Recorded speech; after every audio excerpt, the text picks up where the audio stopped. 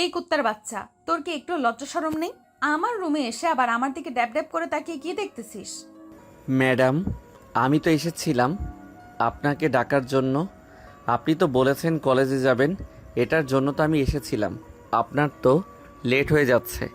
আমার লেট হচ্ছে নাকি কি হচ্ছে এটা তোকে বলেছি দেখার জন্য? দরকার পড়লে আজকে কলেজে যাব না। তুই কেন আমার রুমে ঢুকলি আর কার অনুমতি নিয়ে আমার রুমে প্রবেশ করেছিস? ম্যাডাম, আমি এই বাড়ির ড্রাইভার। আমি যে কোনো সময় যে কারো রুমে ঢুকতে পারবো। স্যার আমাকে এই অনুমতি দিয়েছে। আপনি আমার সাথে এরকম খারাপ ব্যবহার করতেছেন কেন? খারাপ ব্যবহার করলে কিন্তু আমি স্যারকে বলতে বাধ্য হব। স্যারকে বলতে বাধ্য হবি? যা, গিয়ে তোর স্যারকে বল আমি তোর গালে চড় মেরেছি। তোর স্যার যদি জিজ্ঞেস করে কেন চড় মেরেছি, তাহলে বলবি যে ম্যাডামের গায়ে কোনো কাপড় ছিল না, আমি হুট করে রুমে ঢুকে পড়েছি, এটার জন্য আমাকে মারতে। সাগর কোনো কথা বলল না, কারণ এখানে তার অপরাধটা অনেক বেশি। কারণ সে রুমের ভেতরে প্রবেশ করেছে না অনুমতি নিয়ে। সাগর গালে হাত দিয়ে চলে আসলো, নিচে গাড়িতে এসে বসে আছে। বেশ কিছুক্ষণ পর নীলা আসলো, সাগরকে দেখে বলতে লাগলো, ভালো হয়ে যা, ভালো হয়ে যা। ভালো হতে টাকা পয়সার প্রয়োজন হয় না। আর যদি টাকা পয়সার প্রয়োজন হয় তাহলে আমাকে বলতে পারিস, আমি না হয় 2-4 টাকা ভিক্ষা দিব। সাগর চুপচাপ নীলার কথাগুলো সহ্য করে যাচ্ছে, কারণ তার কথাগুলো সহ্য করে যেতে হবে, না হলে তো এই বাড়িতে কাজ করতে পারবে না। সাগর গরিব ঘরের সন্তান, তার আব্বুর মাধ্যমে এই চাকরিটা পেয়েছে। সামান্য কিছু বেতনের জন্য সাগর কাজ করতেছে। ম্যাডাম, এখন কি কলেজে যাব নাকি অন্য কোথাও যাবেন? এখন সোজা কলেজে যা। আর আজকে আমি 2টা ক্লাস করব।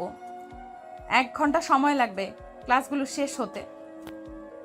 তুই 1 ঘন্টা ওখানে বসে থাকবি। যদি কোথাও গিয়েছিস তাহলে আব্বুর কাছে বিচার দিব, বলবো তুই আমাদের গাড়ি নিয়ে প্রতিদিন মেয়েদেরকে নিয়ে ঘুরোঘুরি করিস।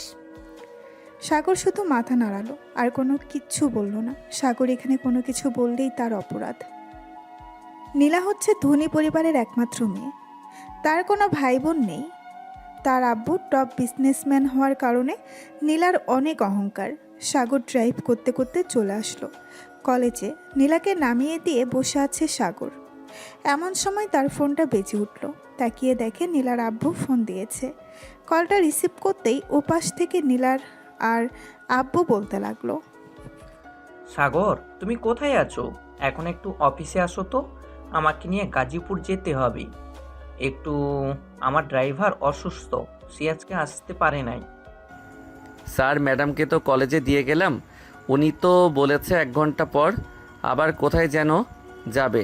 এখন যদি আমি চলে যাই আপনার সাথে, তাহলে তো উনি আবার রাগ করবে আর আপনার কাছে বিচার দিবে আমি নাকি অন্য কাউকে নিয়ে ঘুরে বেড়াই। তুমি আসো তো, আমি তো আছি। 10 মিনিটের ভিতরে আমার অফিসে আসো।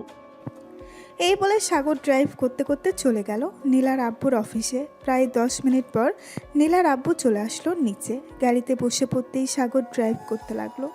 বেশ কিছুক্ষণ পর সাগর ড্রাইভ করে চলে আসলো গাজীপুর নীলাদের অফিসের সামনে। নীলার আব্বু গাড়ি থেকে নেমে চলে গেল অফিসের ভেতরে। এদিকে সাগর ঘড়ির দিকে তাকিয়ে দেখে 11টা 42 বাজে। এতক্ষণে নীলা হয়তো কলেজ থেকে বের হয়ে গেছে। চলুন দেখে আসি নীলা কি করতেছে। এদিকে নীলা কলেজ থেকে বের হয়ে গেটের সামনে আসতেই দেখতে পেল সাগর নেই। এটা দেখে নীলা প্রচণ্ড রেগে গিয়ে বলতে লাগলো, কুত্তার বাচ্চাকে বলেছিলাম এখানে থাকার জন্য, নিশ্চয়ই কোনো মেয়ে নিয়ে ঘুরতে গেছে। আজকে বাসায় আসুক, এরপর তার বিচার করব। ফকিরের বাচ্চা, অন্যদের গাড়ি নিয়ে ভাব দেখাস। এই বলে নীলা রাগে গজগজ করতে করতে একটা রিক্সা নিয়ে চলে আসলো বাসায়। কলিং বেল দিতে নীলার আম্মু এসে দরজা খুলে দিল। নীলার মুখের দিকে তাকিয়ে বুঝতে পেরে গেল কিছু একটা হয়েছে। কি রে নীলা, কি হয়েছে? এরকমভাবে রেগে আছিস কেন? সাগর কিছু বলেছে নাকি তোকে?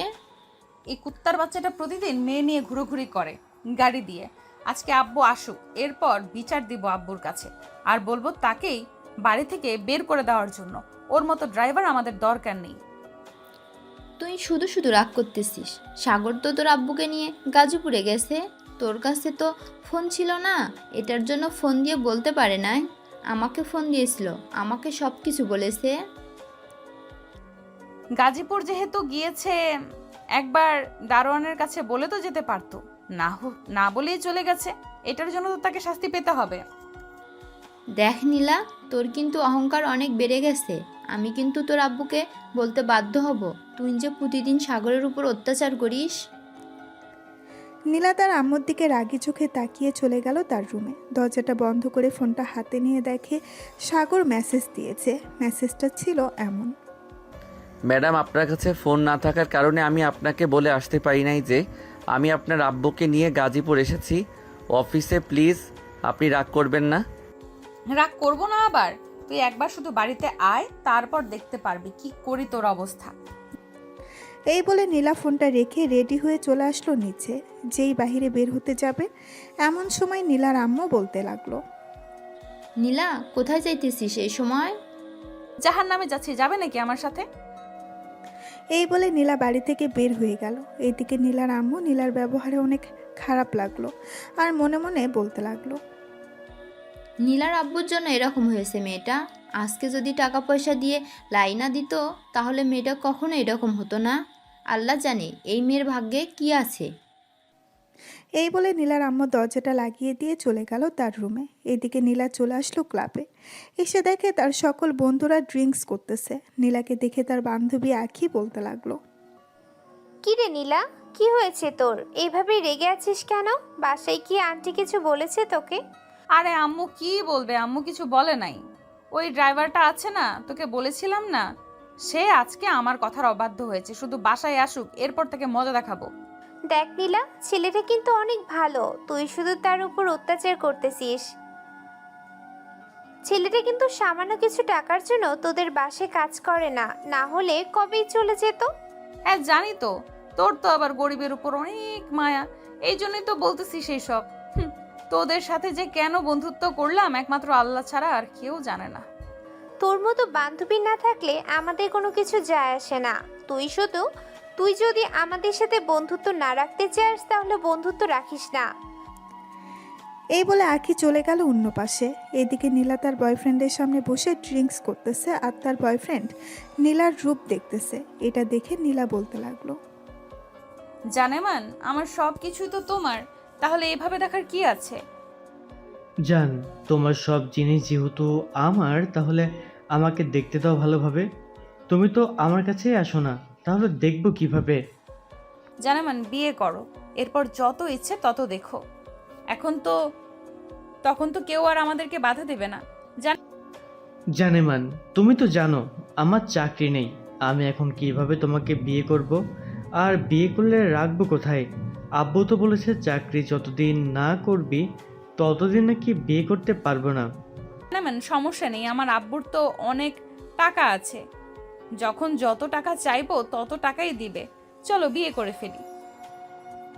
আর 1-2টা বছর যাক, এরপর বিয়ে করব। জানেমান, আমার না একটা R15 বাইক লাগবে, কিনে দিতে পারবে? অবশ্যই কিনে দিতে পারবো জান, তুমি শুধু বলো কবে লাগবে। আচ্ছা, তুমি তো বলেছো তুমি যখন টাকা চাইবে তোমার আব্বু তখন টাকা দিয়ে দিবে, তাহলে এখন একটা বলো না R15 জন্য 7 লক্ষ টাকা দিতে, যাতে আমি একেবারে নিয়ে আসতে পারি। ওকে জানেমান, আমি এক্ষুনি আব্বুকে ফোন দিয়ে বলতেছি, তুমি শুধু ওয়েট করো, আমি তোমাকে আজকে বাইক কিনে দিব। ঠিক আছে জানেমান, এখন তাহলে তুমি ফোন দিয়ে তোমার আব্বুকে বলো টাকা পাঠানোর জন্য। নীলা ফোন দিল তার আব্বুর নাম্বারে। বেশ কিছুক্ষণ পর তার আব্বু ফোনটা রিসিভ করলো আর বলল: মামনি, তুমি ওই সময় ফোন দিয়েছো?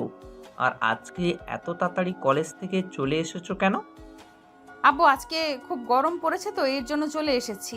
আর তোমাকে একটা কথা বলতে চাচ্ছিলাম, আমার না এখন 7 লক্ষ টাকা লাগবে, তুমি আমার অ্যাকাউন্টে টাকাটা পাঠিয়ে দাও এখন। তুমি এত টাকা দিয়ে কি করো? গত পরশুদিন না তুমি 2 লক্ষ টাকা নিলে, আবার এখন 7 লক্ষ টাকা চাইতেছো?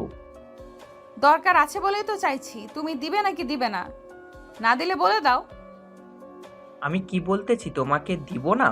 আচ্ছা, আমি কিছুক্ষণ পর টাকা পাঠাচ্ছি, মিটিংয়ে আছি তো, মিটিংটা শেষ করে পাঠাচ্ছি।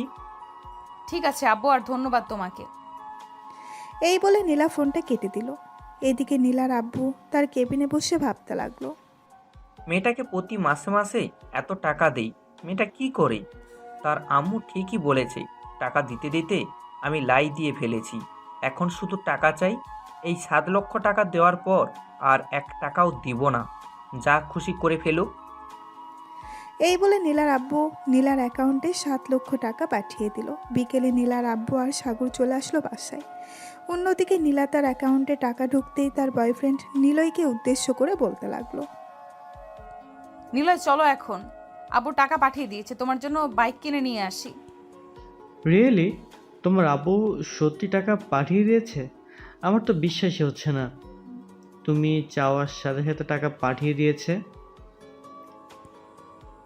এই দেখো আমার অ্যাকাউন্টে পুরো 7 লক্ষ টাকা আছে, দেখেছো? মাত্র পাঠিয়েছে, এই দেখো মেসেজ। এই বলে নীলা তার বয়ফ্রেন্ডকে নিয়ে চলে আসলো বাইকের শোরুমে। নিলয়কে একটা সুন্দর দেখে বাইক কিনে দিল। নিলয় নীলাকে নিয়ে কিছুক্ষণ ঘোরাঘুরি করে নীলাকে তার বাসার সামনে নামিয়ে দিয়ে চলে গেল। এদিকে নীলা হাসি মুখে বাড়ির ভেতরে প্রবেশ করতেই দেখতে পেল সাগর বসে আছে সোফায়। সাগরকে দেখে নীলা বলতে লাগলো। এই কুত্তার বাচ্চা, তুই কোথায় গিয়েছিলি? তোকে না বলেছিলাম ওখানে থাকার জন্য, তুই চলে গেলি কেন এখান থেকে? নীলা, আমি সাগরকে নিয়ে গিয়েছিলাম, আর তুমি এরকম ব্যবহার করতেছো কেন? মুখের ভাষা ঠিক করো। সরি আব্বু, আসলে আমি একটু রেগে গিয়েছিলাম তো ওই সময়, সাগরকে না দেখতে পেয়ে, তাই আর কি এখন একটু বকাঝকা করে ফেলেছি। সাগর সরি, আর তুই একটু আমার রুমে আয় তো, ঘরের লাইটটা নষ্ট হয়ে গেছে, পাল্টে দিবি। এই বলে নীলা চলে আসলো তার রুমে। এদিকে সাগর বুঝতে পারছে রুমে গেলেই কিছু একটা করবে। সাগরকে চুপচাপ বসে থাকতে দেখে নীলার আব্বু বলতে লাগলো। সাগর, যাও নীলার রুমের লাইটটা পাল্টে দিয়ে আসো, না হলে আবার চিৎকার চেঁচামেচি করবে। ঠিক আছে স্যার, আমি যাইতেছি এখনই। এই বলে সাগর চলে আসলো নীলার রুমে। এদিকে নীলা বিছানায় বসে বসে ফোন টিপতেছে। সাগর রুমের বাহির থেকে বলতে লাগলো। ম্যাডাম ভিতরে আসতে পারি? হ্যাঁ ভেতরে আয়, আর এইভাবে প্রতিদিন বলে এরপর আমার রুমে ঢুকবি। আমার সামনে সোজা হয়ে দাঁড়া। তোকে কি যেন বলেছিলাম, কোথাও যাবি না, কিন্তু তুই আমার কথার খেলাপ করেছিস। এখন দেখ তোকে কি করি। এই বলে নীলা তার চুলগুলো হিট করতে ওটা দিয়ে সাগরের হাত চেপে ধরেছে। সাগরের হাত 2 মিনিটের মধ্যে পুরো দাগ হয়ে গেছে। এদিকে সাগর চিৎকার করতে পারতেছে না। সাগরের 2 হাতে দাগ বসিয়ে দিল 2টা। সাগরের চোখ দিয়ে পানি পড়তেছে টপ টপ করে, কিন্তু নীলা তো এইসব দেখবে না কখনোই। এখন বুঝতে পারছিস আমার কথার খেলাপ করলে কি হয়? চুপচাপ নিচে চলে যাবি। আর এই দাগগুলো যদি আব্বু আম্মু দেখে তাহলে বলবি গাড়ি পরিষ্কার করতে গিয়ে এরকম হয়েছে। সাগর তার চোখের পানি মুছে চলে আসলো নিচে। নিচে এসে সাগর তার স্যারকে উদ্দেশ্য করে বলতে লাগলো। স্যার আমাকে 100 টাকা দিতে পারবেন? আমার ফোনের রিচার্জ শেষ হয়ে গেছে, তো এটার জন্য রিচার্জ করব। এই নাও 200 টাকা রিচার্জ করে নিও তুমি, আর যদি টাকা লাগে তাহলে আমাকে বলিও। না স্যার, আর টাকা লাগবে না। 1 তারিখে না হয় আপনি আমার আব্বুর ফোনে টাকা পাঠিয়ে দিবেন। এই বলে সাগর চলে আসলো ওইখান থেকে। নিচে গাড়িটা বের করে দ্রুত ড্রাইভ করে চলে আসলো একটা ফার্মেসিতে। গাড়িটা সাইড করে রেখে সাগর ফার্মেসির সামনে এসে দাঁড়িয়ে বলতে লাগলো। ভাই, পুড়ে যাওয়ার মলম আছে নাকি, যেখানে দিলে তাড়াতাড়ি ভালো হয়ে যাবে? হ্যাঁ ভাই, পুড়ে যাওয়ার তো মলম আছে, কিন্তু কিভাবে পড়েছে এটা এটা তো বললেন না, বললে বুঝবো কি করে? আর যদি পারেন দেখালে খুব ভালো হতো।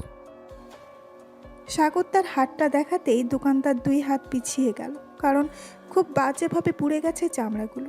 দোকানদার সাগরকে উদ্দেশ্য করে বলতে লাগলো। ভাই, আপনার এরকম অবস্থা কি করেছে? দেখে তো মনে হচ্ছে কোনো হিটার দিয়ে আপনার হাতে এরকম অবস্থা করেছে। ভাই আপনি শুধু মলম দেন, আপনাকে এত কিছু বলতে পারবো না। আবার কখন জানি ফোন দিয়ে বসে, তাড়াতাড়ি যেতে হবে। দোকানদার একটা মলম দিয়ে দিল। সাগর মলমটা নিয়ে চলে গেল ওইখান থেকে আবার বাসায়। এদিকে নিলয় বাইকের উপর বসে আছে। এমন সময় আঁখিয়ে এসে বলতে লাগলো। কি রে নিলয়, মনে হচ্ছে আজকে বাইকটা কিনে আনলি? নিশ্চয়ই নীলা দিয়েছে, তাই না? নীলা ছাড়া আর কে দিবে বাইক বলতো? সে তো প্রতি মাসে আমাকে কম করে হলো 10 লক্ষ টাকার উপরে দেয়। গত পরশুদিন ও 1 লক্ষ টাকা দিয়েছে। আর আমি আমার গার্লফ্রেন্ডকে নিয়ে ঘুরতে গেছিলাম। নীলা যদি একবার জানতে পারে তাহলে তোর কি হবে বুঝতে পারছিস? নীলা কিন্তু প্রচুর রাগী। আমি তার বেস্ট ফ্রেন্ড, তার রাগ সম্পর্কে জানি। আরে কোনো কিছু করতে পারবে না। নীলা আমাকে প্রচুর ভালোবাসে, কিন্তু আমি নীলাকে একটু ভালোবাসি না। আমি তো ভালোবাসি নিঝুমকে। যা চালিয়ে যা, একদিন দেখবি তোর কপাল পুড়বে।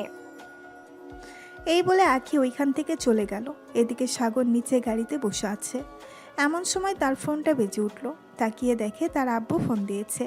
কলটা রিসিভ করতেই ওই পাশ থেকে তার আব্বু বলতে লাগলো, সাগর বাবা কেমন আছিস? এই তো আব্বু, আলহামদুলিল্লাহ ভালো আছি। তোমরা কেমন আছো? আর খাওয়া দাওয়া করেছো? হ্যাঁ, আমরাও অনেক ভালো আছি আর খাওয়া দাওয়া করেছি। তোর বোন জিপিএ 5 পেয়েছে। এখন তো তাকে কলেজে ভর্তি করাতে হবে, অনেক টাকার প্রয়োজন। আব্বু, কয়েকদিন পর তো টাকা পাবো আমি, তখন না হয় ওইখান থেকে সাদিয়াকে কলেজে ভর্তি করিয়ে দিও।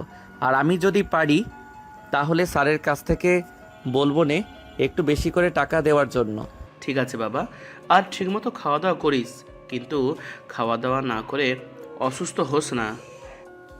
এই বলে সাগরের আব্বু ফোনটা রেখে দিল। এদিকে সাগর গাড়ির ভেতরে এসিটা চালিয়ে বসে আছে, কারণ তার হাতে মলম লাগিয়েছে। বেশ কিছুক্ষণ পর নীলা আসলো। সাগরকে বসে থাকতে দেখে বলতে লাগলো, এই নে, এই জিনিসগুলো তাড়াতাড়ি বাজার থেকে নিয়ে আসবি। 1 ঘন্টার মধ্যে যেন সকল কিছু পেয়ে যাই, আর সব কিছু নিয়ে আমার রুমে আসবি। ঠিক আছে ম্যাডাম, আপনি আপনার রুমে যান, আমি 1 ঘন্টার মধ্যে সকল কিছু নিয়ে চলে আসবো বাসায়। এই বলে সাগর গাড়িটা বের করে চলে আসলো বাজারে। মেকআপের সকল কিছু জিনিস নিয়ে আবারও চলে আসলো বাসায়। নীলার রুমের সামনে দাঁড়িয়ে বলতে লাগলো, ম্যাডাম ভিতরে আসতে পারি? আপনার সকল জিনিসগুলো নিয়ে এসেছিলাম। হ্যাঁ, ভেতরে আয়, আর জিনিসগুলো টেবিলের উপর রেখে যা। আচ্ছা ম্যাডাম, আর যদি কিছু প্রয়োজন হয় তাহলে আমাকে ফোন দিবেন, আমি নিয়ে আসবো। এই বলে সাগর চলে গেল নিচে। দেখতে দেখতে রাত হয়ে আসলো। সাগর খাওয়া দাওয়া করে বাইরে এসে লাইটের নিচে বসে বসে 2 হাতে মলম দিতেছে। এমন সময় নীলা ব্যালকনিতে আসলো। সাগরের দিকে চোখ পড়তেই দেখতে পেল জায়গাগুলো অনেক ক্ষত হয়ে পড়ে গেছে। এটা দেখে নীলার গা শিউরে উঠল। নীলা মনে মনে বলতে লাগলো, অহংকারের কারণে আমি এরকম অবস্থা করলাম। ভালোই হয়েছে, আমার কথা না শুনলে এরকম হবে। আর সে মরে গেলে তাতে আমার কি আসে যায়? সে তো আমাদের বাসার চাকর। এই বলে নীলা তার বিছানায় এসে শুয়ে পড়ল। এমন সময় তার ফোনটা বেজে উঠল। তাকিয়ে দেখে সুবর্ণা ফোন দিয়েছে। কলটা রিসিভ করতেই ওই পাশ থেকে সুবর্ণা বলতে লাগলো, কি রে নীলা, কেমন আছিস?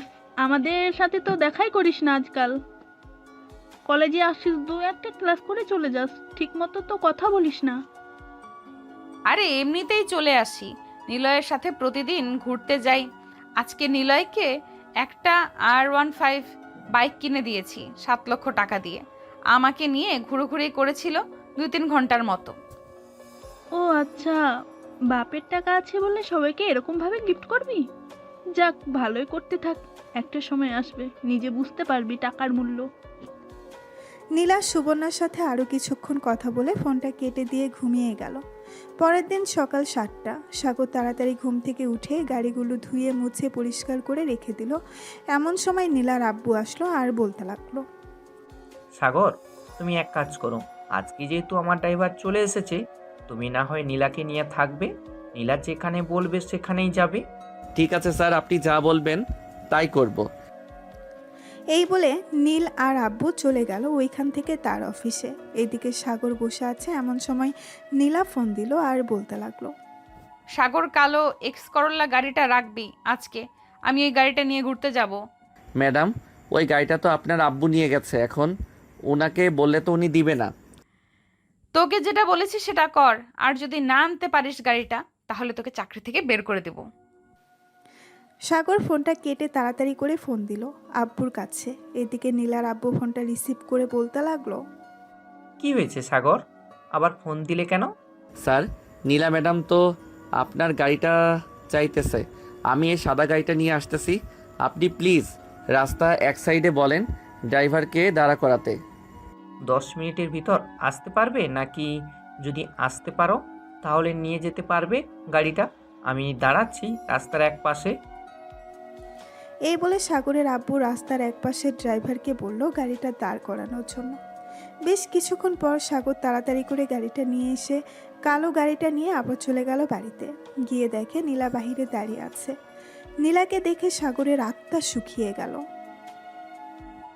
ভালো হয়েছে গাড়িটা নিয়ে এসেছিস, আমি তো এটাই চাইছিলাম। এখন কলেজে চল, আর আজকে যদি তুই কোথাও যাস তোকে কিন্তু আমি মেরে ফেলবো। কালকে শুধু তোর হাত পুড়িয়ে দিয়েছিলাম, আজকে চলে গেলে তোর গলা টিপে মেরে ফেলবো। এই বলে নীলা গাড়িতে উঠে পড়ল। সাগর নীলাকে নিয়ে কলেজের উদ্দেশ্যে রওনা দিল। বেশ কিছুক্ষণ পর নীলাকে নিয়ে চলে আসলো কলেজে। গাড়িটা সাইড করে রেখে দিল সাগর। এদিকে নীলা গাড়ি থেকে নেমে চলে গেল কলেজের ভেতর। এমন সময় আছে সাগরের পাশে দাঁড়াতেই দেখতে পেল সাগরের 2 হাত পুড়ে গেছে।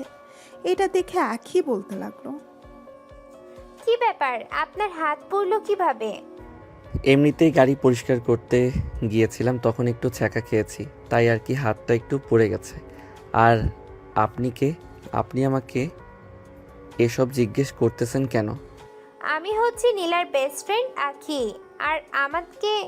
আর তোমাকে আমি আগে থেকে চিনি। তুমি নীলার ড্রাইভার। আর এটা কোনো সামান্য ছ্যাঁকা খাওয়ার দাগ না।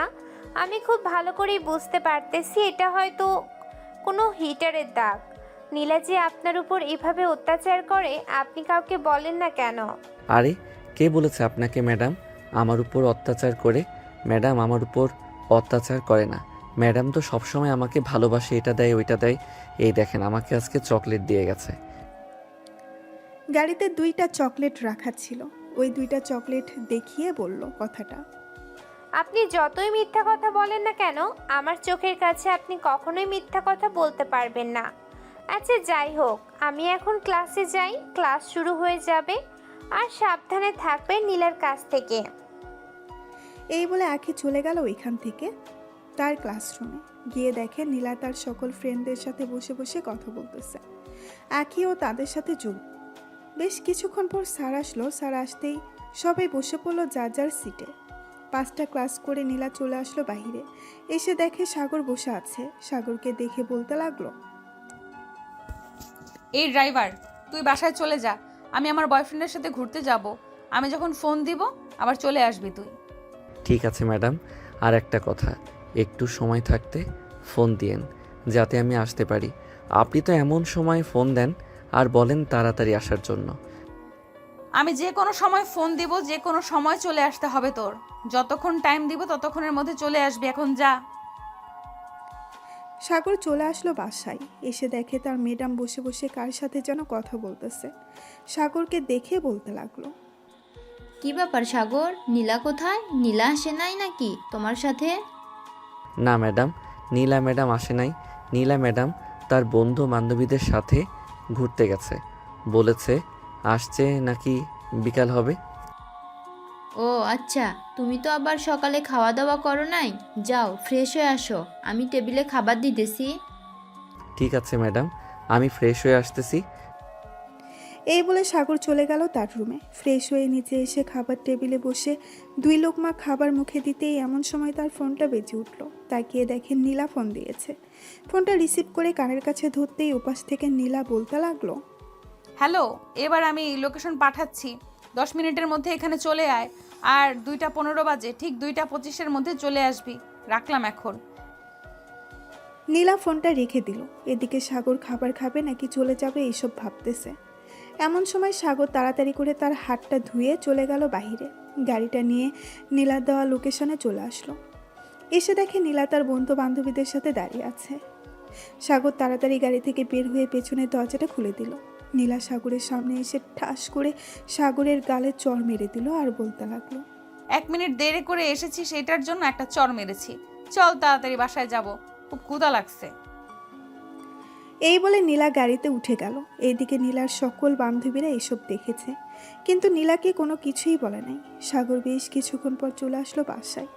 নীলা বাড়ির ভেতরে প্রবেশ করতেই নীলার আম্মু বলতে লাগলো, কি রে নীলা, সাগর কোথায়? সে তো বাহিরে বসে আছে, গাড়িতে দেখো গিয়ে। নীলার আম্মু চলে আসলো বাহিরে। এসে দেখে সাগর গাড়িতে বসে আছে। সাগরকে দেখে নীলার আম্মু বলতে লাগলো, তুমি খাবারগুলো শেষ না করে চলে গেছো কেন? ম্যাডাম আপনার মেয়েকে আনা অতি জরুরি, না আনলে তো। না হলে পরে কি বলো? না ম্যাডাম কিছু না, আর না খাওয়ার জন্য সরি, আমার ক্ষুধা ছিল না। নীলার আম্মু বেশ বুঝতে পারছে সাগরের মুখ দেখে। বেশ কিছুক্ষণ পর চলে আসলো ঘরে। একটা প্লেটে খাবার নিয়ে বাইরে আসতেই দেখতে পেল সাগর বসে আছে। সাগরকে খাবার দিয়ে বলতে লাগলো, এই খাবারগুলো খেয়ে নাও। সাগর হাত ধুয়ে খাবারে 2 হাত দিয়েছে। এমন সময় তার ফোনটা বেজে উঠল। তাকিয়ে দেখে নীলা ফোন দিয়েছে। এদিকে সাগর আবারও হাত ধুয়ে কলটা রিসিভ করলো আর বলতে লাগলো। জি ম্যাডাম, বলেন। আমার জন্য রেস্টুরেন্ট থেকে বিরিয়ানি নিয়ে আয়, তোর বিকাশে টাকা পাঠিয়েছি 500। ঠিক আছে ম্যাডাম, আমি যাইতেছি এখনই। এই বলে সাগর ফোনটা কেটে দিয়ে নীলার আম্মুকে উদ্দেশ্য করে বলতে লাগলো। ম্যাডাম কিছু মনে করবেন না, আসলে আমার ভাগ্যে হয়তো আজকে খাবার জুটবে না, আপনি খাবারগুলো নিয়ে যান। নীলার আম্মু কোনো কিছুই বলতে পারলো না সাগরকে, কারণ তিনি জানেন এখন যদি সাগর বিরিয়ানি না এনে দেয় তাহলে সাগরের উপর অত্যাচার করবে। নীলার আম্মু মাথা নিচু করে চলে আসলো বাড়ির ভেতরে, সোফায় বসে ফোন দিল তার বড় ভাইকে। হ্যালো ভাইয়া, আমি তোদের বাসায় কিছুদিনের জন্য আসতেছি থাকার জন্য। তুমি তো বলতে আমি নাকি আসি না, কালকে চলে আসবো। ঠিক আছে, কালকে চলে আয়, আর পারলে নীলাকে নিয়ে আসিস, নীলা তো বাসায় একা একা থাকবে। নীলা যাবে না, তার সামনে পরীক্ষা তো, এর জন্য কিছুদিন পর না হয় যাবে। এই বলে নীলার আম্মু ফোনটা কেটে দিল। এদিকে সাগর নীলার জন্য বিরিয়ানি নিয়ে চলে আসলো বাসায়। কলিং বেল দিতেই সাগরের আম্মু এসে দরজা খুলে দিল। সাগর তাড়াতাড়ি করে চলে আসলো নীলার রুমে সামনে আর বলতে লাগলো। ম্যাডাম, ভিতরে আসতে পারি? হ্যাঁ ভেতরে আয়, বিরিয়ানি নিয়ে এসেছিস? জি ম্যাডাম, বিরিয়ানি নিয়ে এসেছি, এখানে 500 টাকার বিরিয়ানি আছে। ধন্যবাদ, যা এখন তুই। সাগর চলে আসলো নিচে। দেখতে দেখতে বিকাল গড়িয়ে সন্ধ্যা হয়ে গেল। সাগর গোসল করে গাড়িতে বসে আছে, এমন সময় বাড়ির ভেতরে প্রবেশ করলো নীলার আব্বু। সাগরকে গাড়ির ভেতরে বসে থাকতে দেখে বলতে লাগলো। কি ব্যাপার সাগর, তুমি এখানে বসে আছো কেন? বাড়ির ভিতরে যাও, এখানে বসে বসে মশার কামড় খাচ্ছ। স্যার আমি পরে যাব না, খাওয়া দাওয়া করে তো আবার বাইরে এসে থাকতে হবে।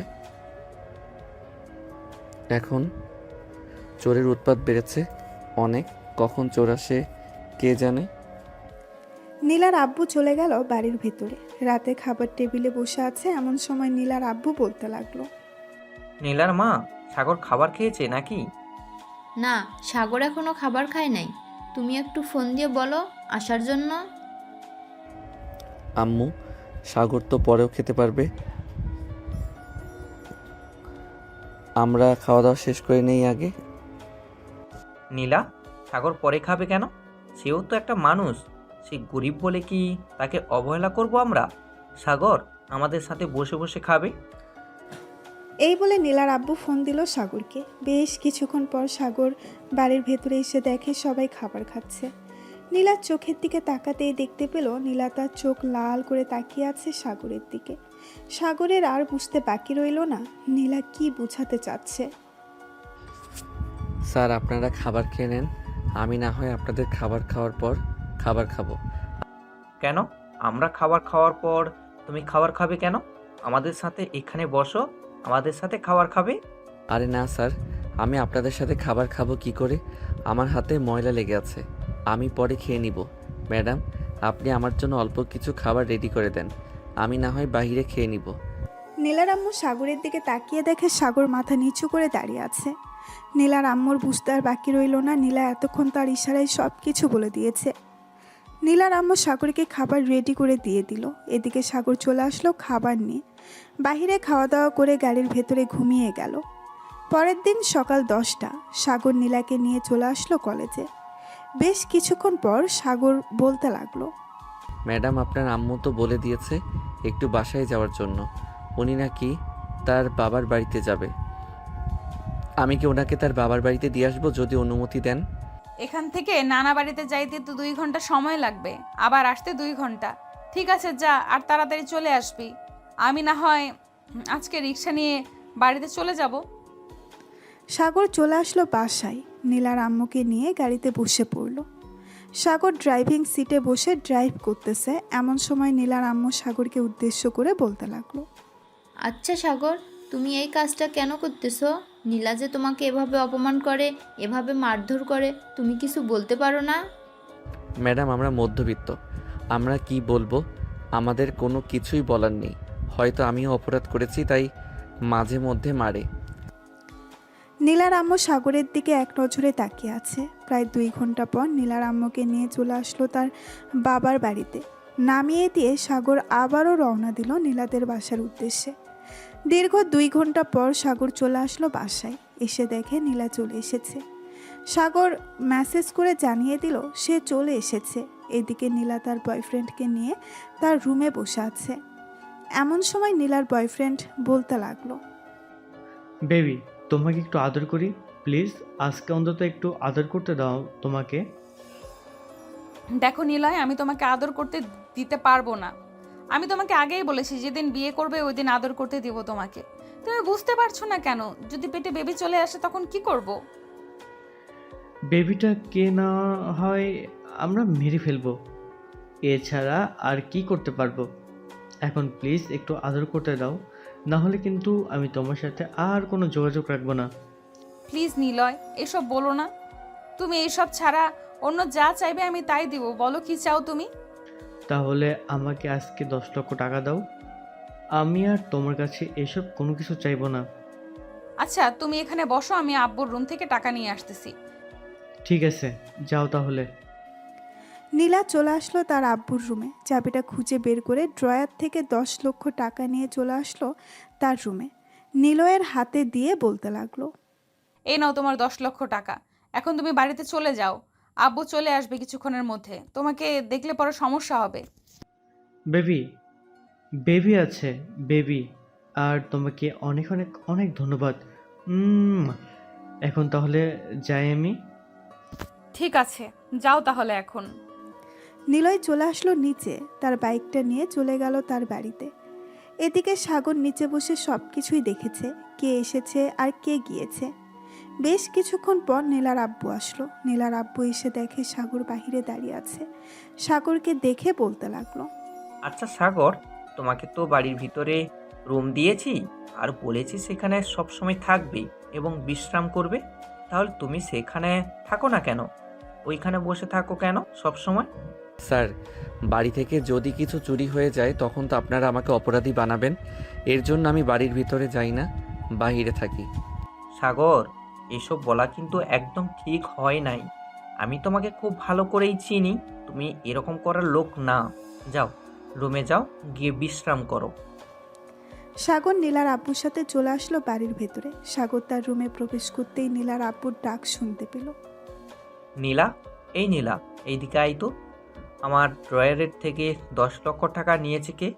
আমি জানবো কি করে আব্বু তোমার ড্রয়ার থেকে 10 লক্ষ টাকা নিয়েছে কে? আমি কি তোমার রুমে এসেছি নাকি? তুই ছাড়া তো এই রুমে ঢোকার সাহস আর কারণ নেই। এমনকি সাগরও বাড়ির ভিতরে প্রবেশ করে না। ও আচ্ছা, তুমি এখন আমাকে চোর দাবি করতেছো তাই না? আমি চুরি করেছি? বাড়িতে তো সাগরও ছিল, তাকে একবার চোর দাবি করতে পারলে না? সাগর, তুই কি আমার রুম থেকে 10 লক্ষ টাকা চুরি করেছিস?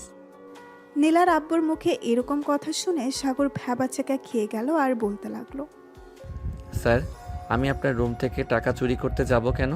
আমি আপনার রুম থেকে টাকা চুরি করি নাই। আর আমি তো আজকে বাড়ির ভিতরেই আসি নাই। আপনি চাইলে সিসি ক্যামেরা চেক করতে পারেন। সাগরের মুখে সিসি ক্যামেরাটার কথা শুনে নীলার আব্বু চলে আসলো তার রুমে। কম্পিউটারে দেখতে লাগলো তার রুমে কে এসেছিল। বেশ কিছুক্ষণ দেখার পর নীলার আব্বুর আর বুঝতে বাকি রইল না টাকাটা চুরি করেছে নীলা। নীলার আব্বুর বাহিরে এসে নীলার গালে ঠাস ঠাস করে চড় মারলো আর বলতে লাগলো, তুই চুরি করেছিস টাকা, তুই অন্যজনের নামে বদনাম ছড়াচ্ছিস কেন? এই দেখ, তুই আমার রুম থেকে টাকা চুরি করে নিয়ে এসেছিলি। গত পরশুদিন তোকে আমি 7 লক্ষ টাকা দিলাম, আবার আজকে 10 লক্ষ টাকা তুই নিয়েছিস। এত টাকা নিয়ে কি করিস তুই? এত টাকা নিয়ে যা ইচ্ছা তাই করি, তাতে তোমাদের কি? আর এই টাকা তো তোমরা কবরে নিয়ে যাবে না, এ টাকা তো তুমি আমাকেই দিয়ে যাবে। আমি তোকে দিয়ে যাই বা অন্য কাউকে দিয়ে যাই, তুই আমার রুম থেকে টাকা চুরি করলি কেন? আর বল, এত এত টাকা তুই কি করিস? কি করি এটা বলতে পারবো না, আমার টাকা লাগছে এর জন্য আমি টাকা নিয়েছি। আর কোনোদিন যদি তুই আমার রুম থেকে টাকা চুরি করেছিস বা আমার কাছে টাকা চাইছিস, তাহলে তোকে বাড়ি থেকে বের করে দিব। সামান্য কিছু টাকার জন্য তুমি আব্বু আমার সাথে এরকম ব্যবহার করতেছো? তোমার টাকা আর লাগবে না আমার। দেখা যাবে আমার টাকা লাগবে নাকি লাগবে না। আর কোনোদিন দেখি তুই আমার কাছে টাকা চাস কিনা। সাগর, তোমাকে ভুল বোঝার জন্য সরি। সাগর চলে গেল নিচে। গাড়ির ভেতরে বসে আছে এমন সময় নীলা আসলো। সাগরের সামনে দাঁড়িয়ে ঠাস ঠাস করে সাগরের গালে চড় মেরে দিল আর বলতে লাগলো,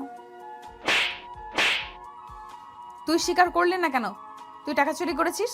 তাহলে তো আব্বু আমাকে মারতো না। ভাবছিলাম তোর উপর আর অত্যাচার করব না, কিন্তু এখন থেকে তোর উপর আরো বেশি অত্যাচার করব। তুই যদি স্বীকার করে নিতি যে টাকাগুলো তুই চুরি করেছিস। ম্যাডাম আমি যেহেতু টাকা চুরি করি নাই, সো আমি মিথ্যা কথা বলতে যাব কেন? আমি মিথ্যা কথা বলতে পারবো না। আপনি চুরি করেছেন, আপনি এখন ধরা পড়েছেন, আর আমার উপর অত্যাচার করতেছেন। হ্যাঁ, তোর উপর অত্যাচার করতেছি, কারণ তুই যদি আব্বুকে বলতি তুই চুরি করেছিস তাহলে তো আমাকে কিছুই করতো না।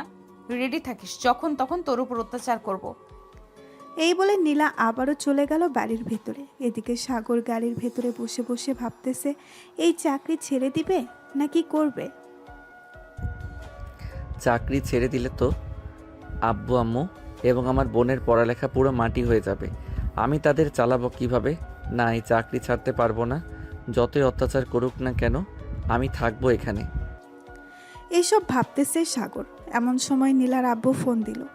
সাগর কলটা রিসিভ করতেই ওপাশ থেকে নীলার আব্বু বলতে লাগলো, সাগর, তুমি একটু আমার রুমে আসো তো, একটা জরুরি কাজ আছে। জি স্যার, আসতেছি। এই বলে সাগর চলে গেল নীলার আব্বুর রুমে। গিয়ে দেখে নীলার আব্বু বড় বড় 5টা ব্যাগ রেডি করে রেখেছে। সবগুলো ব্যাগের ভেতরে টাকা রাখা আছে। এটা দেখে সাগর বলতে লাগলো, স্যার আমাকে ডেকেছিলেন, আর সবগুলো ব্যাগের ভিতর এভাবে টাকা ভরে রেখেছেন কেন? সবগুলো টাকা ব্যাংকে জমা করে আসবো, এটার জন্য সবগুলো ব্যাগে ভরে রেখেছি। চলো সবগুলো লাগেজ নিয়ে। ঠিক আছে স্যার, চলেন। 5টা ব্যাগ নিয়ে চলে আসলো গাড়িতে। সবগুলো ব্যাগ রেখে সাগর ড্রাইভিং সিটে বসে পড়ল। পেছনে বসে আছে নীলার আব্বু। সাগরকে উদ্দেশ্য করে বলতে লাগলো, সাগর, আমি জানি নীলা তোমার উপর অনেক অত্যাচার করে। কি বলবো বলো, আমার একমাত্র মেয়ে, তাকে তো কিছু বলতে পারি না। কিছু বললেই দেখো না বাড়ি ভাঙচুর করে। স্যার কিছু বলার প্রয়োজন নেই, ম্যাডাম দেখবেন এমনিতেই ঠিক হয়ে যাবে কিছুদিন পর। আর ওই ছেলেটাকে আমি চিনি না, এতগুলো টাকা দিয়ে দিল ওই ছেলেটাকে। আমি খোঁজ লাগাচ্ছি, দেখি ওই ছেলেটাকে আর আমার মেয়ের কাছ থেকে এতগুলো টাকা নিয়ে গেল কেন। সাগর আর নীলার আব্বুর কথা বলতে বলতে চলে আসলো ব্যাংকে। টাকাগুলো রেখে দুইজন চলে আসলো আবার বাসায়। এদিকে নীলা নিলয়কে ফোন দিয়ে নিলয় ফোনটা রিসিভ করে বলতে লাগলো, হ্যালো বেবি, বলো। নিলয়, আমি তোমাকে বিয়ে করব, এবং আজকে আব্বু আমাকে অনেক মারধর করেছে। তোমাকে টাকা দিয়েছি বলে তুমি প্লিজ আমাকে বিয়ে করো। জান প্লিজ, আর কয়েকটা দিন যাক, এরপর না হয় তোমাকে বিয়ে করব। প্লিজ আর কয়েকটা দিন একটু অপেক্ষা করো।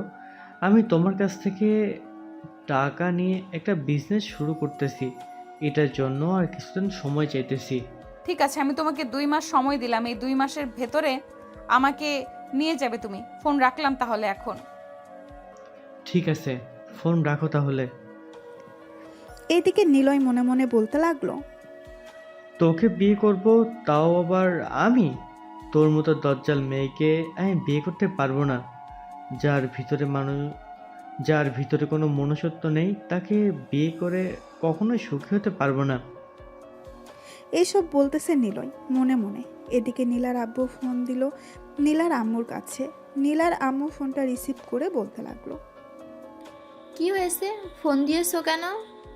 তুমি বাড়ি থেকে চলে গেছো, আর তোমার মেয়ে জানো কি করেছে?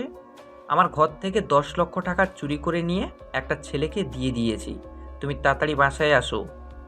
আমি বাসায় গিয়ে কি করব? তুমি তোমার মেয়েকে নিয়ে থাকো। তোমার মেয়ে তো অনেক ভালো, টাকা দিয়ে দিয়ে লাই দিয়েছো।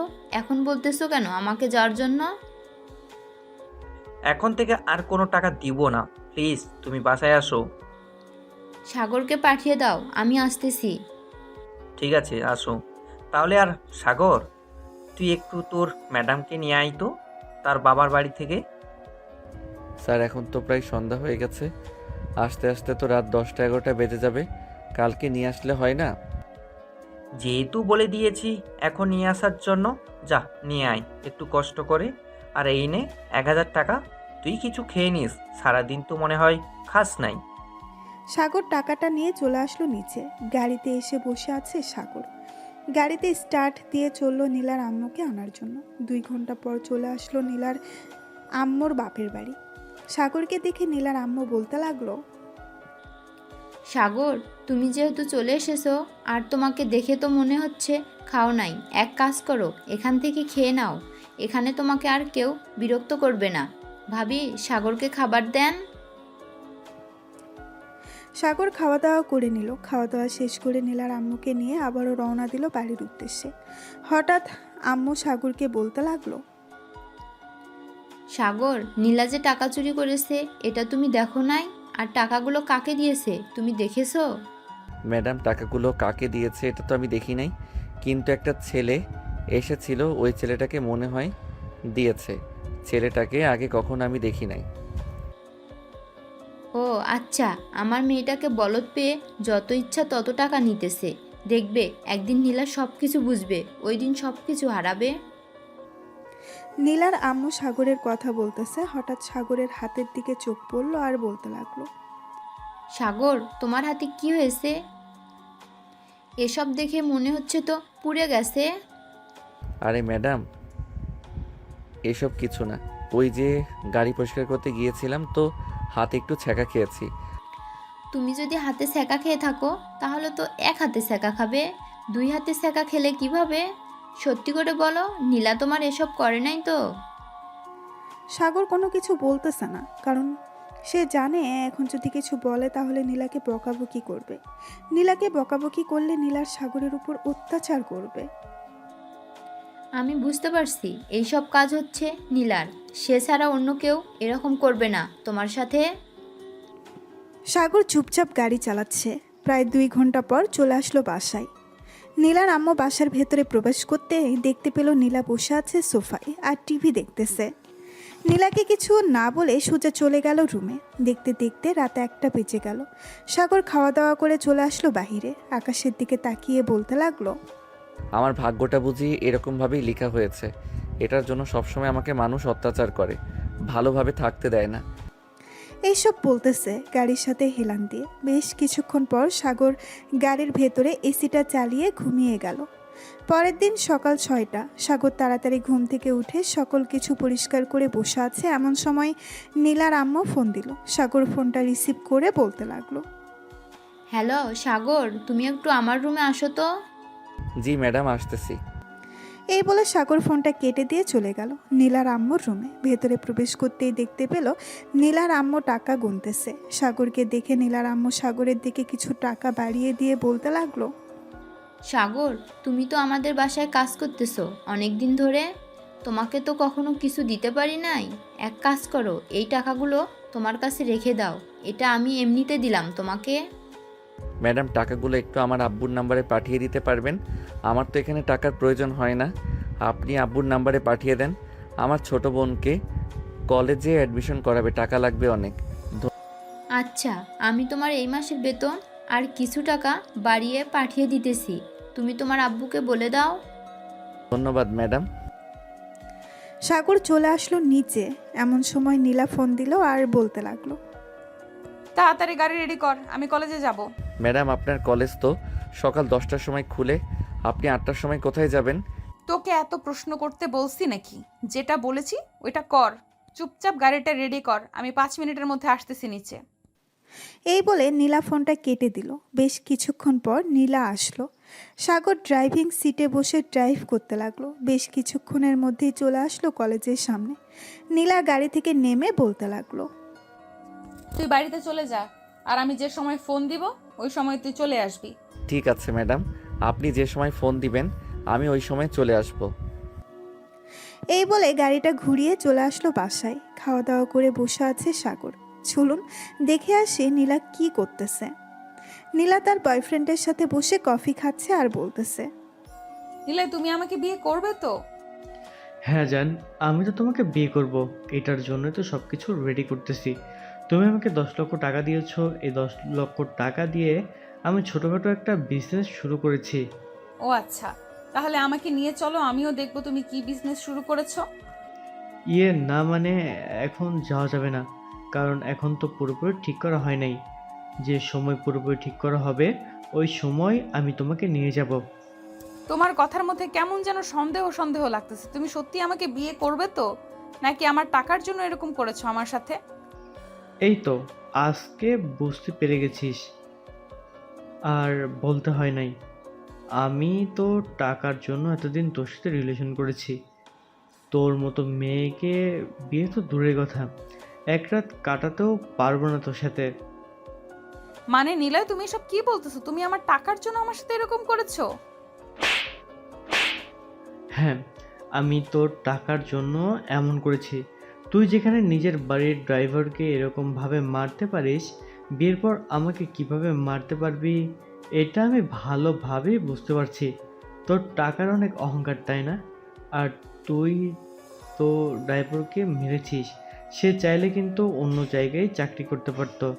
সামান্য কিছু টাকার জন্য তোর বাসায় কাজ করেছে, আর তুই প্রতিনিয়ত ছেলেটার উপর অত্যাচার করেছিস।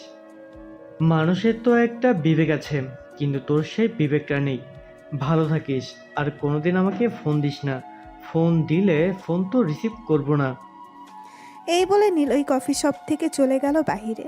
এইদিকে নীলা চুপচাপ বসে বসে ভাবতেছে। এমন সময় আঁখি এসে নীলার পাশে বসে বলতে লাগলো। আমি ওই দিন বলেছিলাম না, তোর এই অহংকারের জন্য নিশ্চয়ই একটা কিছু হবে। আর দেখেছিস, তোর টাকারও ও নিয়েছে এবং ভালো ভালো উপদেশও দিয়ে গেছে। আমাদের এতদিনের বন্ধুত্বের জন্য আমি শুধু তোর সাথে আছি, না হলে আমি কবেই চলে যেতাম। তোর মতো বান্ধবী আমার দরকার নেই। ভালো থাকিস, আর যেদিন একেবারে ভালো হয়ে আসতে পারবি ওই দিন না হয় আমাকে ফোন দিস। আর এই নে 1,00,000 টাকা। কিছুদিন আগে তোর কাছ থেকে টাকা নিয়েছিলাম না, এইটাই সেই টাকা।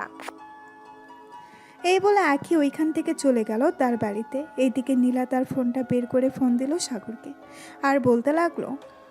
কিরে, কোথায় আছিস? দেখ, আমি তোকে একটা লোকেশন পাঠিয়ে দিয়েছি, এই লোকেশনে চলে আয় তাড়াতাড়ি। ঠিক আছে ম্যাডাম, আমি কিছুক্ষণের মধ্যে আসতেছি। এই বলে সাগর চলে গেল নীলাকে আনার জন্য। বেশ কিছুক্ষণ পর সাগর চলে আসলো কফি শপে। এসে দেখে নীলা বসে আছে। নীলাকে দেখে বলতে লাগলো। ম্যাডাম, আমি গাড়ি নিয়ে এসেছি, আপনি আসেন, আমি গাড়িতে যাই। আচ্ছা তুমি যাও, আমি 5 মিনিট পরে আসতেছি বিলটা দিয়ে। সাগর চলে আসলো গাড়িতে। এদিকে নীলা বিলটা দিয়ে চলে আসলো নিচে। গাড়ির দরজা খুলে বসে পড়লো ভেতরে। এদিকে সাগর চুপচাপ গাড়ি চালাচ্ছে। বেশ কিছুক্ষণ পর নীলা বলতে লাগলো। সাগর, তোকে একটা কথা বলতে চাই। তোর হাত দুইটা দেখি। কেন ম্যাডাম, আমার হাত দেখে কি করবেন? আমার হাতে তো কিছু নেই। আমি যে হিটার দিয়ে পুড়িয়ে দিয়েছিলাম ওই পোড়া জায়গাগুলো দেখি এখন কিরকম আছে। ম্যাডাম, দয়া করে আমার উপর আর এরকম অত্যাচার করবেন না। আসলে পুরো জায়গাটা এখনও শুকায় নাই। এখন যদি আপনি আবার এরকম করেন তাহলে আমার এই চাকরিটা ছেড়ে দিতে হবে। চাকরি ছাড়তে হবে না, তুই এক কাজ কর, ত্রিপোলার মেডিকেল কলেজে যা, ওইখান থেকে তোর হাতের চিকিৎসা করিয়ে নিয়ে আসবো। আরে না, চিকিৎসা করাতে হবে না, অযথা বাড়তি খরচ। আমি বাসার দিকে নিয়ে যাইতেছি। একবার বলেছি কানে যায় না নাকি তোর? আবার অত্যাচার করার জন্য বলতেছিস তুই? যেটা বলতেছিস সেটা কর, তাড়াতাড়ি হসপিটালের দিকে যা। সাগর চুপচাপ চলে আসলো হাসপাতালে। গাড়িটা সাইডে রেখে গাড়ির ভেতরে থেকে বের হয়ে দাঁড়িয়ে আছে। এমন সময় নীলা বলতে লাগলো। দাঁড়িয়ে আছিস কেন? আমার সাথে আয়। ম্যাডাম, অনেক টাকা খরচ হবে, প্লিজ যাইয়েন না, আমার কাছে এত টাকা নেই। তোকে একবারও বলেছি নাকি টাকা দেওয়ার জন্য? তুই চুপচাপ আমার সাথে আয়। ঠিক আছে ম্যাডাম, আসতেছি। এই বলে সাগর নীলা আর পিছু পিছু চলে গেল। বেশ কিছুক্ষণ পর সাগর চলে আসলো একটা ডাক্তারের কেবিনে। ভেতরে বসে আছে 3 জন। এমন সময় নীলা বলতে লাগলো। ফারুক ভাই, ওর হাতটা একটু দেখেন তো। সাগরের হাত দুইটা সামনে বাড়িয়ে দিয়ে কথাটা বলল নীলা। সাগরের হাত দেখিয়ে ফারুক অবাক হয়ে বলতে লাগলো। এটা কিভাবে হলো? দেখে তো মনে হচ্ছে কোনো হিটারের দাগ। আর এটা কবে হয়েছে? এরকম অবস্থা হয়েছে কেন? সাগর আর নীলা কিছুই বলতেছে না, কারণ নীলা কি বলবে? সে যে এরকম করেছে। নীলা বেশ কিছুক্ষণ পর ফারুককে উদ্দেশ্য করে বলতে লাগলো। ভাইয়া, সাগর তো এসব বোঝে না, হিটারটা হাতে নিয়ে ওর হাতে লাগিয়ে দিয়েছিল, এই জন্যই এরকম হয়েছে। আপনি একটু ওর 2টা হাত ভালোভাবে পরিষ্কার করে কিছু ওষুধের ব্যান্ডেজ করে দেন, যাতে তাড়াতাড়ি ভালো হয়ে যায়। আরও আগে আসার উচিত ছিল, কারণ এরকম অবস্থা হয়েছে আমরা তো দেখেই ভয় লাগতেছে। নীলা, তুমি বাহিরে যাও, আমি কিছুক্ষণ পর তোমাকে ডাক দিব। ঠিক আছে ভাইয়া, যাইতেছি। নীলা বাহিরে চলে যেতেই ফারুক সাগরকে উদ্দেশ্য করে বলতে লাগলো। সাগর, এইসব কাজ নীলা করেছে তাই না? সত্যি সত্যি করে বলো। আরে না ডাক্তার, আমি নিজে থেকেই করেছি এসব। ম্যাডাম করতে যাবে কেন? ম্যাডাম তো খুব ভালো, দেখেন না আমাকে হাসপাতালে নিয়ে এসেছে। তুমি যতই মিথ্যা কথা বলো না কেন, আমি জানি এসব কাজ নীলা ছাড়া আর কেউ করবে না। এখানে একটু বসো, আমি তোমার হাতটা ভালো করে পরিষ্কার করে তারপর কিছু ঔষধ দিয়ে দিতেছি। এই বলে ফারুক সাগরের হাত ভালোভাবে পরিষ্কার করে কিছু ওষুধ লাগিয়ে হাত ব্যান্ডেজ করে দিয়ে প্রেসক্রিপশনে কিছু ওষুধের নাম লিখে দিল। বেশ কিছুক্ষণ পর সাগর নীলাকে নিয়ে আসলো নিচে। দুইজন গাড়িতে বসে আছে, এমন সময় সাগর বলতে লাগলো। ম্যাডাম এখন বাসায় চলে যাই। আগে তোর ওষুধ কিনে এরপর বাসায় যাব। সাগর গাড়িটা ঘুরিয়ে চলে আসলো ফার্মেসিতে। ওষুধ নিয়ে বাড়ির দিকে রওনা দিল। বেশ কিছুক্ষণ পর সাগর আর নীলা চলে আসলো বাড়িতে। কলিং বেল দিতেই নীলার আম্মু এসে দরজা খুলে দিল। নীলাকে দেখে কিছুই বলল না। 1 ঘন্টা পর নীলা সাগরকে ফোন দিল আর বলতে লাগলো। আমার রুমে আয় তো একটু, তোর ওষুধগুলো নিয়ে আসবি। এই বলে নীলা ফোনটা কেটে দিল। এদিকে সাগর কিছু বলতে পারল না। তার ওষুধগুলো নিয়ে চলে আসলো নীলার রুমে। সাগর দাঁড়িয়ে আছে, এমন সময় নীলা বলতে লাগলো। এই নে খাবারগুলো খেয়ে ওষুধগুলো খেয়ে আব্বু যে রুমটা দেখিয়ে দিয়েছিল তোকে, ওই রুমটাতে গিয়ে ঘুমা। আজকে আর বাইরে যাব না আমি। ঠিক আছে ম্যাডাম। সাগর খাবার খেয়ে ওষুধগুলো খেয়ে চলে আসলো পাশের রুমে। বিছানায় শুয়ে পড়তেই সাগরের ঘুম চলে আসলো। কারণ সাগর প্রতিদিন রাত 1টা, 2টা, 3টার সময় ঘুমাতো আর সকাল 6টা বা 8টার সময় উঠে যেত। হঠাৎ নীলার এত পরিবর্তন দেখে নীলার আম্মু মনে মনে বলতে লাগলো। কি ব্যাপার, মেয়েটার হঠাৎ কি হয়েছে? সাগরের উপর এত মায়া দেখাচ্ছে, নিশ্চয়ই কোনো প্ল্যান করেছে আবার তাকে মারার জন্য। এবার যদি সাগরের গায়ে হাত তুলে তাহলে বাড়ি থেকে বের করে দেবো। ওর মতো মেয়ে আমাদের দরকার নেই। এসব বলতেছে মনে মনে, এমন সময় নীলা নিচে এসে তার আম্মুর পাশে বসে পড়ল। বেশ কিছুক্ষণ পর নীলা তার আম্মুর কোলে মাথা রাখতেই নীলার আম্মু চমকে গেল আর বলতে লাগলো। কি রে, তোর হঠাৎ কি হয়েছে? আমার কোলে মাথা রেখেছিস কেন?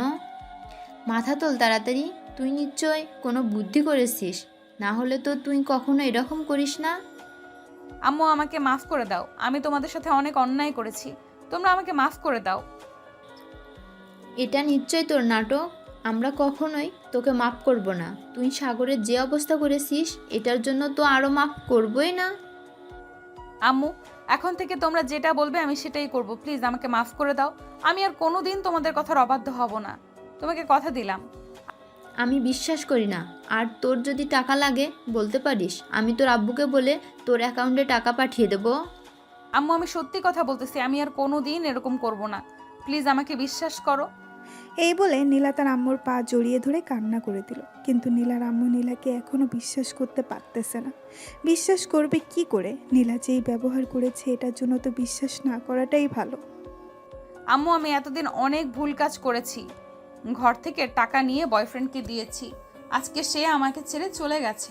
আজকে আমি বুঝতে পারছি কেন সে আমার কাছে ছিল এতদিন। প্লিজ আম্মু এইবারের মতো মাফ করে দাও।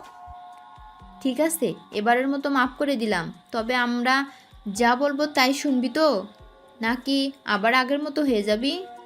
আমি তোমার মাথায় হাত রেখে বলতেছি, তোমরা যা বলবে আমি তাই শুনবো। প্লিজ আম্মু আমাকে মাফ করে দাও। ঠিক আছে, যা, মাফ করে দিলাম। আর তুই কিন্তু সাগরের সাথে এটা মোটেও ঠিক করিস নাই। ওর হাতের অবস্থা কি করেছিস একবার দেখেছিলি? আম্মু দেখেছি, আজকে ডাক্তার দেখিয়ে নিয়ে এসেছি। সাগরের সাথে অনেক অন্যায় করেছি, আর কখনো অহংকার করব না। ঠিক আছে, এখন রুমে যা, আর তোর আব্বু আসলে মাপ চেয়ে নিস। ঠিক আছে আম্মু। এই বলে নীলা চলে আসলো তার রুমে। বেশ কিছুক্ষণ বসে থাকার পর সাগরের রুমের সামনে এসে দেখে সাগর নিচে শুয়ে আছে। সাগরকে নিচে শুয়ে থাকতে দেখে নীলা ডাকতে লাগলো। এই সাগর, সাগর। সাগর লাফ দিয়ে ঘুম থেকে উঠে বসে পড়লো আর বলতে লাগলো। জি ম্যাডাম বলেন, কোথাও যাবেন নাকি?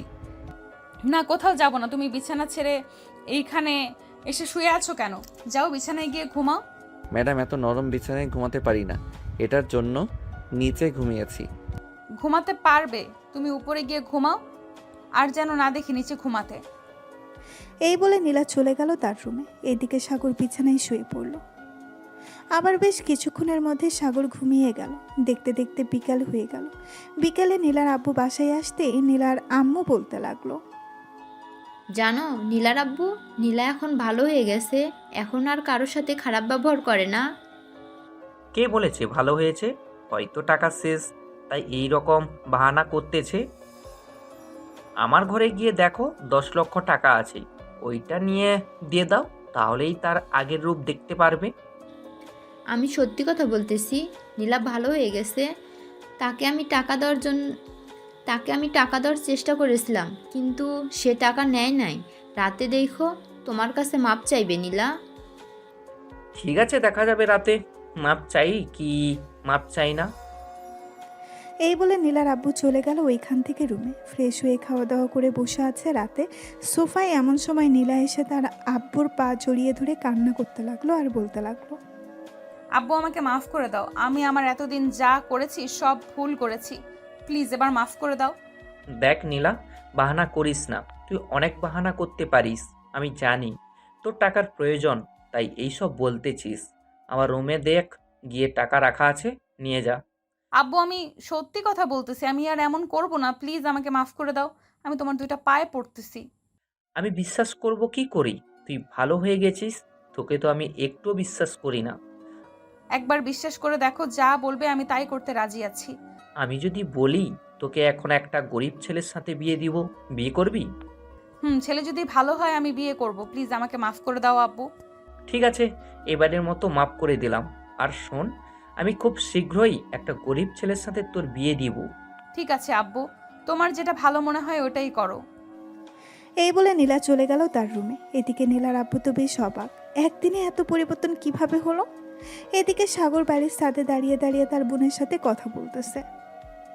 কলেজে ভর্তি করিয়ে দিয়েছি, এখন ভালোভাবে লেখাপড়া করবি। তুই বলেছিস ডাক্তার হবি, ইনশাল্লাহ তোকে ডাক্তার বানাবো, যতই টাকা লাগুক না কেন। ধন্যবাদ ভাইয়া।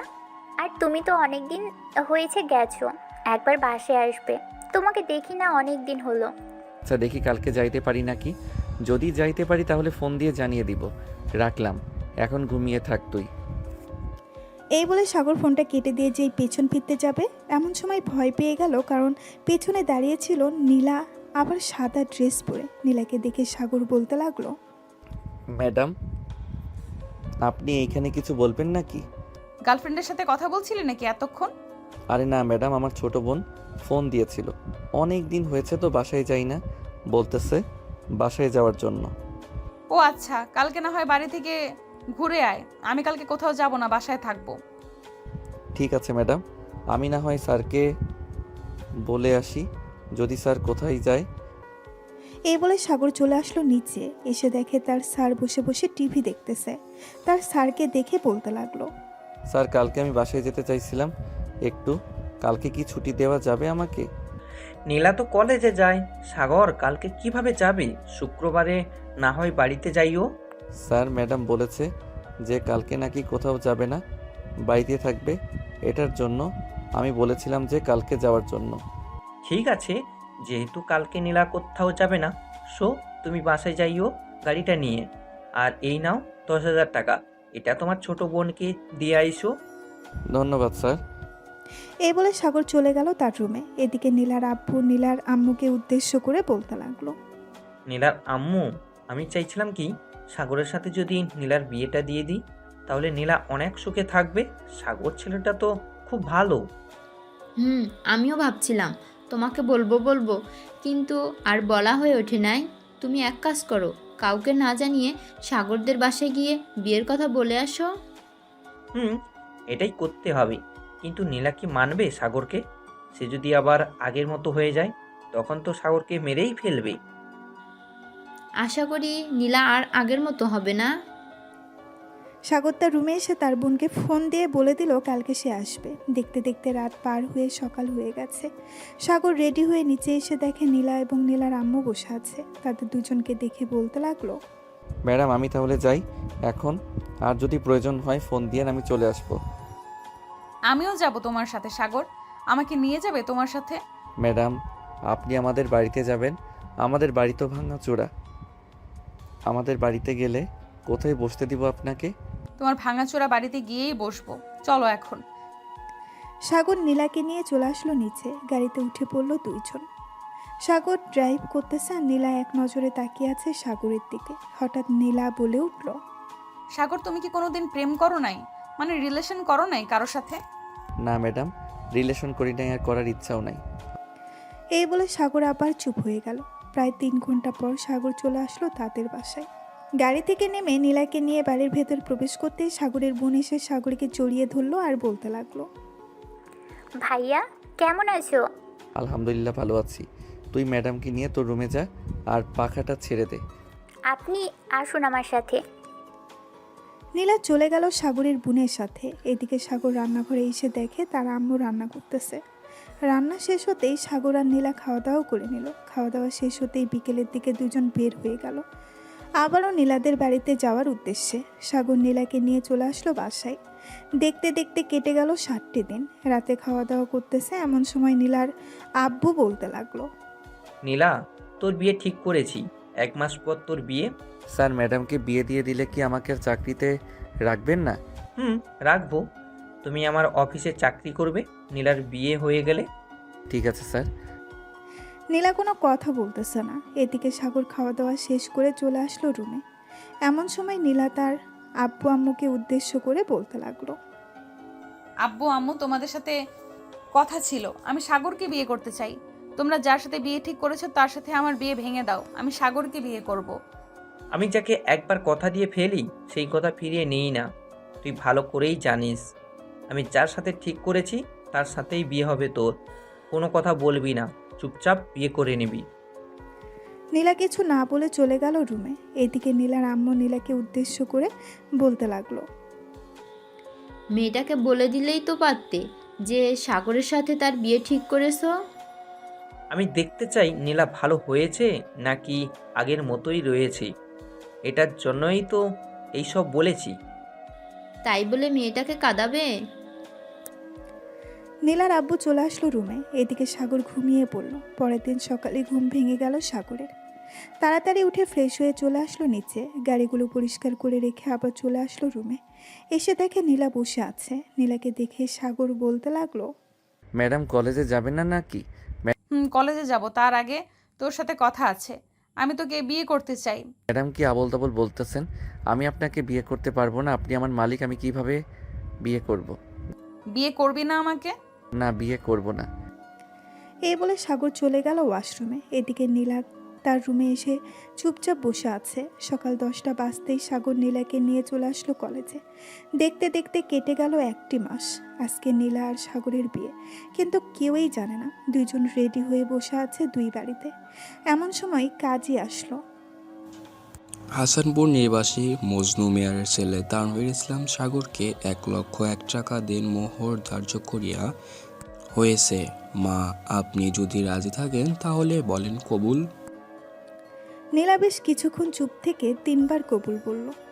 কবুল, কবুল, কবুল। কাজী সাহেব চলে আসলো সাগরদের বাসায়। সাগরও 3 বার কবুল বলল, কিন্তু সাগর নিজেও জানে না কার সাথে বিয়ে হচ্ছে তার। দেখতে দেখতে রাত 12টা বেজে গেল। সাগর বাসর ঘরে ঢুকে খাটের কাছে আসতে নীলা খাট থেকে নেমে সাগরের পা ধরে সালাম করলো। সাগর বিছানায় বসে নীলার ঘোমটাটা খুলতেই বলতে লাগলো, ম্যাডাম আপনি এইখানে? আমারও তো একই প্রশ্ন, তুই এখানে কি করিস? আমার বাসা, আমি আমার বাসর ঘরে আসবো না, তাই তো কোথায় যাব? তার মানে তোর সাথেই আমার বিয়ে হয়েছে? মনে হয় আপনার সাথেই আমার বিয়ে হয়েছে। এটা বলতেই নীলা সাগরের ঠোঁট ছোড়া কামড়ে ধরল। আচমকা আক্রমণের কারণে সাগর কি করবে বুঝতে পারছে না। সাগর বেশি কিছু চিন্তা না করে নীলার সাথে রেসপন্স করতে লাগলো। তারা দুইজন রোমান্স শুরু করুক, আমরা এখন বিদায় নেই। সবাই সবার বাসায় চলে যান, সিনেমা শেষ হয়ে গেছে।